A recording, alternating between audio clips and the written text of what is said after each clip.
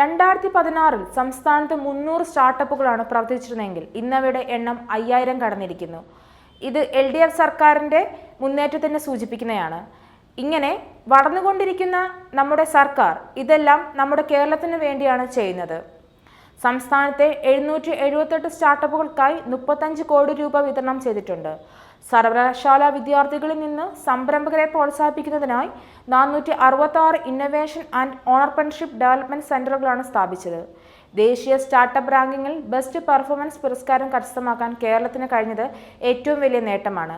ലോകത്തെ ഏറ്റവും മികച്ച പബ്ലിക് ബിസിനസ് ഇൻക്യുബേറ്ററായ UBI ഗ്ലോബൽ തിരഞ്ഞെടുത്തത് കേരള സ്റ്റാർട്ടപ്പ് മിഷനെയാണ്. കർഷകർ വളരെയധികം പ്രാധാന്യമാണ് നമ്മുടെ സർക്കാർ നൽകുന്നത്. കാർഷിക മേഖലയിൽ സഹകരണ ഇടപെടലിനായി ആവിഷ്കരിച്ച cooperative innovation in technology driven agriculture എന്ന പദ്ധതിക്കായി 23 കോടി രൂപ നീക്കിവച്ചിരിക്കുന്നു. ഇതിന്റെ ഭാഗമായി 10ഓളം സഹകരണ സംഘങ്ങളാണ് കർഷക വിപണന മേഖലയിൽ തങ്ങളുടെ പ്രവർത്തനങ്ങൾ വ്യാപിച്ചത്. ഈ പദ്ധതിക്കായി ഈ സാമ്പത്തിക വർഷം 35 കോടി രൂപ നീക്കിവച്ചിട്ടുണ്ട്. പച്ചക്കറി, മത്സ്യങ്ങളിൽ എന്നിവയിൽ മായം തിരിച്ചറിയാനായി ട്രേസബിലിറ്റി പദ്ധതി തയ്യാറാക്കിയിരിക്കുകയാണ്. ജൈവകൃഷി വ്യാപനം, മൂല്യവർദ്ധനവ്, ഓർഗാനിക് ബ്രാൻഡിംഗ് എന്നിവ ഉൾപ്പെടുത്തിയിട്ടുള്ള ജൈവകൃഷി മിഷൻ രൂപീകരണം അവസാന ഘട്ടത്തിലാണ്. കോൺഗ്രസ് ഗവൺമെന്റ് ഒപ്പുവെച്ച ഉദാരവൽക്കരണ കരാറുകളുടെ തുടർച്ച BJP സർക്കാർ ഏറ്റെടുത്തത് ബുദ്ധിമുട്ടുകൾ ഏറ്റവും കൂടുതൽ അനുഭവിക്കുന്നത് റബ്ബർ കർഷകരാണ്. കേരളത്തിലെ സമ്പദ് വ്യവസ്ഥയിൽ മുഖ്യ പങ്കുവഹിക്കുന്നവരാണ് അവർ. റബ്ബർ കർഷകരുടെ ക്ഷേമം ഉറപ്പാക്കുന്നതിനുള്ള നിരവധി പ്രവർത്തനങ്ങളാണ് സംസ്ഥാന സർക്കാർ ഏറ്റെടുത്തിട്ടുള്ളത്.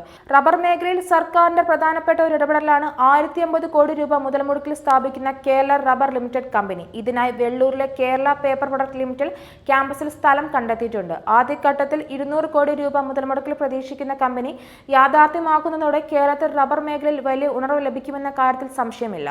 അഴിമതി ഏറ്റവും കുറഞ്ഞ ഇന്ത്യൻ സംസ്ഥാനമാണ് കേരളം. രാജ്യത്താകെ വിവിധ സേവനങ്ങൾക്കായി ജനങ്ങൾ സർക്കാർ ഓഫീസുകളിൽ കയറിയിറങ്ങേണ്ടി വരുമ്പോൾ കേരളത്തിൽ അതിന് അവസാനം കുറിക്കുന്നതിന്റെ ഭാഗമായി ഓൺലൈൻ സേവനങ്ങൾ, വാതിൽപ്പടി സേവനങ്ങൾ ഒക്കെ യാഥാർത്ഥ്യമാക്കുകയാണ്.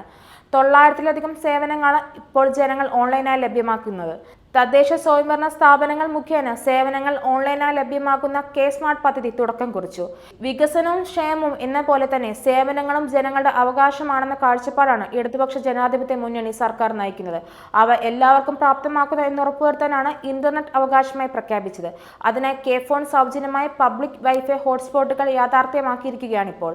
ഇത്തരത്തിലുള്ള പുതിയ സേവനങ്ങൾ ജനങ്ങൾക്ക് പിന്തുണ പിടിച്ചുപറ്റാൻ സഹായിക്കും.